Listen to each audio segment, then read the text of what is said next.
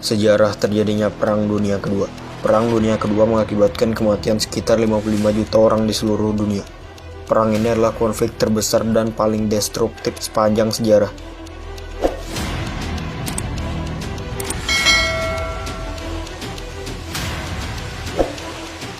Perang Dunia Pertama berakhir dengan gencatan senjata dan dibuatnya Perjanjian Versailles. Perjanjian Versailles menjadi pukulan berat bagi rakyat Jerman dan memicu runtuhnya Republik Weimar pada 1933. Selama beberapa dekade kemudian, karir Hitler melonjak menjadi kanselir. Dan saat Presiden von Hindenburg meninggal dunia, ia mengangkat dirinya sebagai Führer atau komandan tertinggi para militer Nazi. Saat berkuasa, Hitler mengecam Perjanjian Versailles, menyebutnya tidak adil. Ob du glaubst, dass ich fleißig gewesen bin, dass ich gearbeitet habe, dass ich mich in diesen Jahren für dich... Saat berakhirnya Perang Dunia Pertama, kedua pihak sepakat mengakhiri Perang Dunia Pertama dengan gencatan senjata. Artinya adalah perang berakhir tanpa ada negara yang kalah atau menyerah. Namun, Perjanjian Versailles seolah memberi pukulan telak bagi rakyat Jerman. Isi perjanjian tersebut adalah Jerman harus membayar reparasi perang senilai 20 miliar gold mark, saat itu setara dengan 7.000 ton emas. Kekalahan Jerman membuat Hitler patah semangat dan membutuhkan fokus baru. Demikian dikutip dari Daily Telegraph. Ich habe nun über 6 Jahre am Aufbau der deutschen Wehrmacht gearbeitet. Es sind in dieser Zeit über 90 Milliarden für den Aufbau dieser Wehrmacht angewendet worden. Die heute fest aufgerüstet wird. Ich weiß, wie Sie heute eigentlich hier mit Jahres Deutschland mit den Kräften. Ein Vertrauen auf Sie ist unerschütterlich. Hitler dan para pemimpin Jerman lainnya percaya bahwa Jerman terdesak pada Perang Dunia Pertama karena harus bertempur di dua front. Untuk mencegah hal tersebut, Hitler dan Joseph Stalin menandatangani perjanjian non-agresi 10 tahun pada tanggal 23 Agustus. Pada 1 September 1939, Jerman menyerbu Polandia. Saat itulah Perang Dunia Kedua dimulai. Strategi diawali menghancurkan kontrol udara musuh, rel kereta api, jalur komunikasi, dan penjatuhan amunisi. Sekitar 1,5 juta tentara Jerman dikerahkan untuk menginvasi Polandia.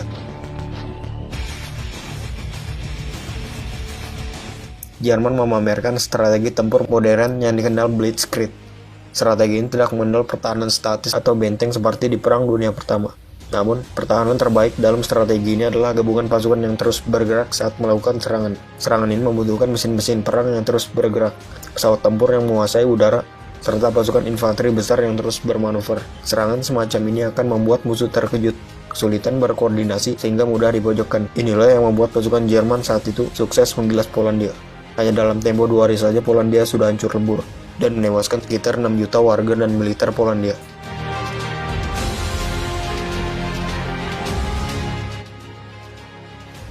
Dua hari setelah serangan Jerman ke Polandia, Inggris dan Prancis menyatakan perang terhadap Hitler. Lalu Inggris mengultimatum Jerman agar menarik pasukannya dari Polandia. Ultimatum itu disambut Jerman dengan menenggelamkan kapal-kapal Inggris di perairan Eropa. Setelah menyerang Polandia, Jerman melancarkan serangan ke Denmark dan Norwegia dan berhasil menduduki kedua negara tersebut. Lalu menyerang Belanda. Sebagai perbandingan, Belanda yang menjajah negeri ini 350 tahun yang bagaikan monster bagi negeri ini. Nazi Jerman hanya membutuhkan waktu 5 hari saja untuk memaksa kerajaan Belanda bertekuk lutut menyerah di tangan keganasan Hitler.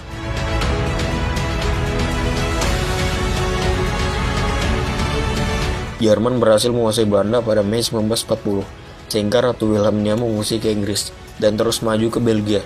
Pasukan gabungan Inggris, Prancis, dan Belgia tidak dapat menahan laju Blitzkrieg Jerman hingga ke Dunkirk. Namun, peristiwa ajaib pun terjadi. Di saat pasukan gabungan Sekutu terdesak, Hitler memerintahkan pasukannya yang dikomandani Hans Guderian tidak maju ke Dunkirk, dan akhirnya pasukan Sekutu berhasil diungsikan ke tanah Inggris. Para sejarawan menyebut ini sebagai blunder pertama Hitler yang membuat Sekutu menyiapkan serangan balasan. Belgia pun jatuh pada 11 Mei 1940. Italia mengumumkan perang melawan Sekutu. Serta dilanjutkan menyerbu Prancis pada 10 Juni 1940. Jerman menyerang Prancis dan berhasil menduduki Prancis pada Juni 1940.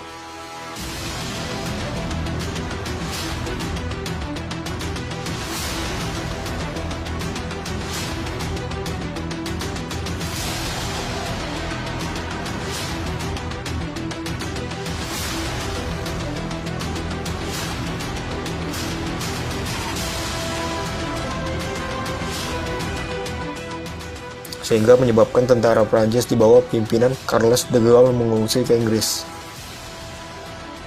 Jerman melanjutkan serangannya di front barat dengan menyerang Inggris.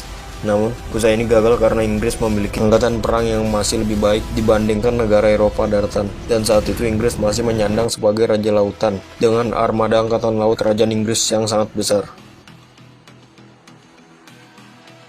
Jerman juga tidak menjadikan Inggris sebagai sasaran utama, dan sebenarnya ingin berdamai dengan Inggris usai peristiwa Dunkirk. Namun, pidato perdamaian Hitler itu ditolak oleh rakyat Inggris, dan Perdana Menteri Inggris Winston Churchill juga tidak berminat. Hal itu dimuat siaran berita BBC Inggris.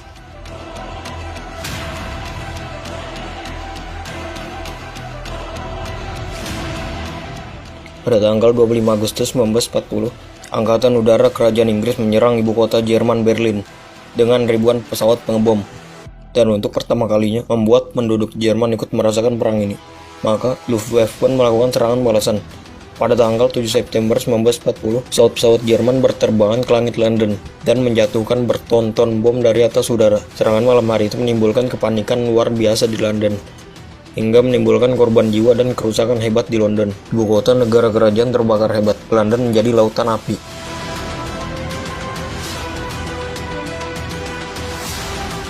Selama berhari-hari tengah malam selama awal September itu, Luftwaffe menjatuhkan bom-bomnya dari atas kota London. Warga London terpaksa diungsikan. Sebagian lainnya ada pula yang terpaksa bersembunyi di ruang bawah tanah di rumah-rumah mereka. Sebagian warga kota tewas bergelimpangan tertimpa reruntuhan.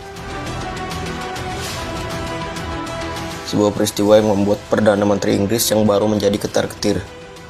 Perdana Menteri Inggris Winston Churchill itu segera menghubungi Presiden Amerika Serikat Franklin Delano Roosevelt yang meminta agar Amerika Serikat segera turun tangan dan segera terlibat dalam perang Eropa. Inggris pun dapat bantuan dari Amerika Serikat. Hal ini menyebabkan Jerman, Italia, dan Jepang menandatangani Fakta Pertahanan Militer pada tanggal 27 September 1940. Fakta tersebut berisi kesepakatan untuk saling menolong jika salah satu dari ketiga negara tersebut diserang oleh negara lain.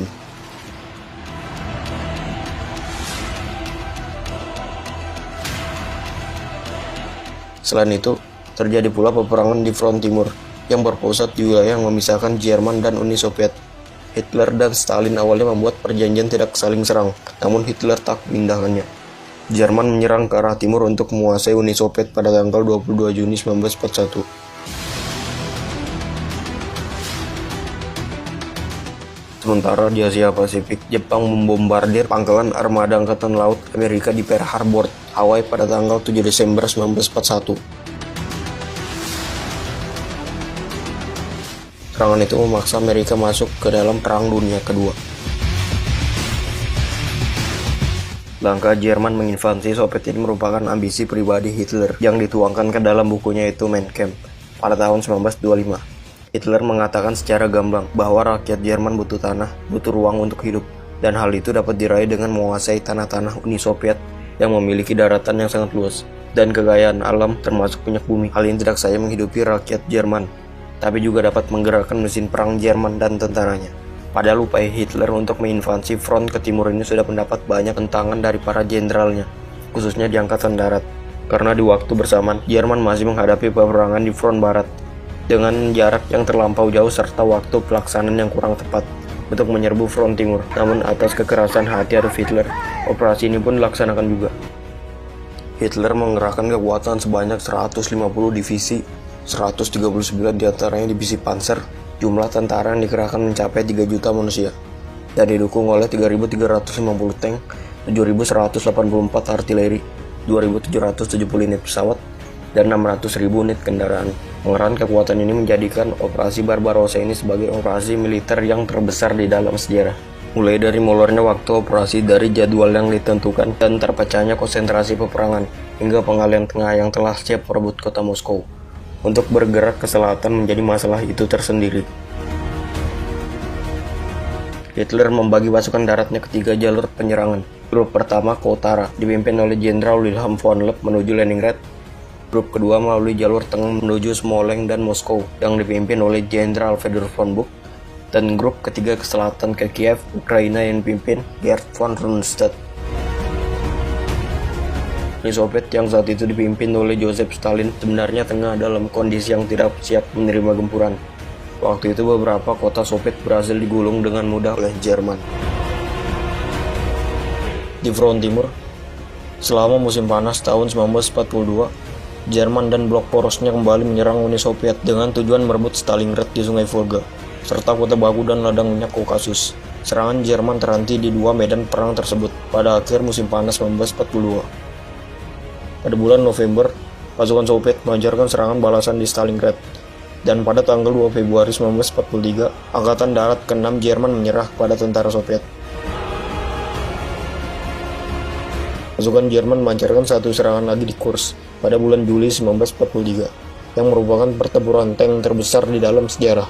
Tetapi pasukan Soviet berhasil mengkonter serangan itu dan memegang dominasi militer yang harus terus dipertahankan selama masa peperangan.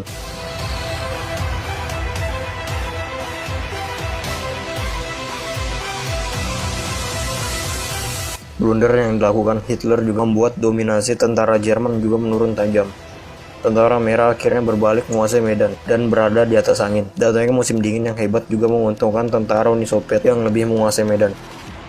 Jerman yang juga mengandalkan strategi Blitzkrieg tidak berlaku di alam Soviet yang luas. Impian Hitler untuk menguasai Soviet pun harus terkubur dalam-dalam bersamaan dengan membekunya pasukan baja mereka dan alat-alat tempur kebanggaan sang Führer. Jerman harus keluar dari Rusia sejak dipukul mundur dari Stalingrad. Pada tanggal 19 November 1942, tentara Rusia menyerbu Polandia dan daerah Balkan yang dikuasai Jerman. Pasukan Uni Soviet berhasil merebut kembali wilayah Rumania, Bulgaria pada 18 September 1944, Yugoslavia 12 Oktober 1944, dan Hungaria 13 Februari 1945. Italia akhirnya menjadi sasaran sekutu. Dengan pengiriman pasukan di bawah pimpinan Jenderal Ludwig de Eisenhower, pasukan ini masuk melalui Sicilia dan Napoli. Pada bulan Juli 1943, pasukan sekutu mendarat di Sicilia, dan pada bulan September merapat di pantai daratan utama Italia. Setelah Dewan Agung Partai Fasis Italia melepas jabatan Perdana Menteri Italia, yaitu Benito Mussolini atau sekutu Hitler, militer Italia mengambil alih dan melakukan negosiasi untuk menyerah pada tentara Amerika pada tanggal 8 September. Pasukan Jerman yang ditugaskan di Italia merebut kendali atas separuh dari wilayah peninsula bagian utara dan terus melanjutkan perlawanan. Mussolini yang telah ditangkap oleh pihak militer Italia diselamatkan oleh komando SS Jerman pada bulan September dan mendirikan rezim boneka neofasis di bawah pengawasan Jerman di Italia Utara. Pasukan Jerman terus menguasai Italia Utara hingga menyerah pada tanggal 2 Mei 1945. Pasukan Eisenhower dan pasukan Montgomery menyerbu Normandia pada 6 Juni 1944. Serangan ini tidak mampu diatasi oleh Jenderal Rommel dan Rundstedt. Prancis pun berhasil direbut dari kekuasaan Jerman pada akhir Agustus 1944.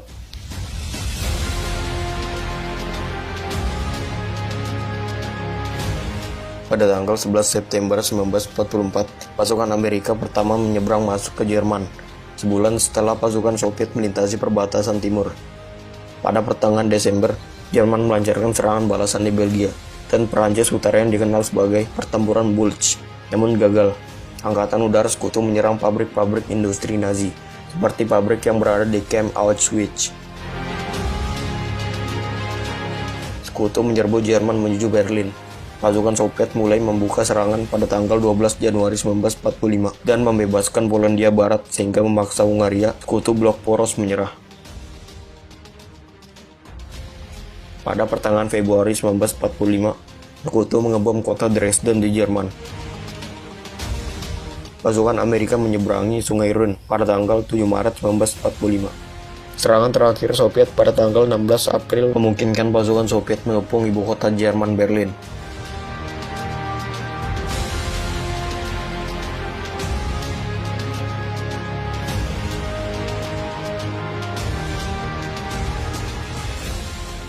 Göring berhasil ditangkap, sedangkan Hitler dan Goebbels bunuh diri.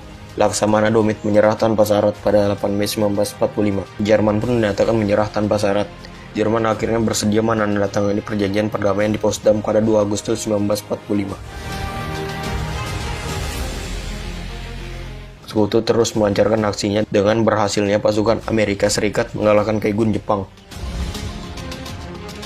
Jenderal MacArthur dan Laksamana Chester Nimitz berhasil menduduki Filipina pada tahun 1944 dan Iwo Jima serta Okinawa pada tahun 1945. Amerika Serikat akhirnya menjatuhkan bom atom di atas kota Hiroshima dan Nagasaki. Jepang pun ditaklukkan dan menyerah tanpa syarat kepada sekutu pada tanggal 14 Agustus 1945. Jepang bersedia menandatangani perjanjian di atas kapal perang USS Missouri di Teluk Tokyo pada 2 September 1945. Akhirnya Perang Dunia Kedua ditandatangani dengan menyerahnya Italia, Jerman, dan Jepang pada sekutu. Setelah itu, kedua belah pihak mengadakan perjanjian-perjanjian perdamaian.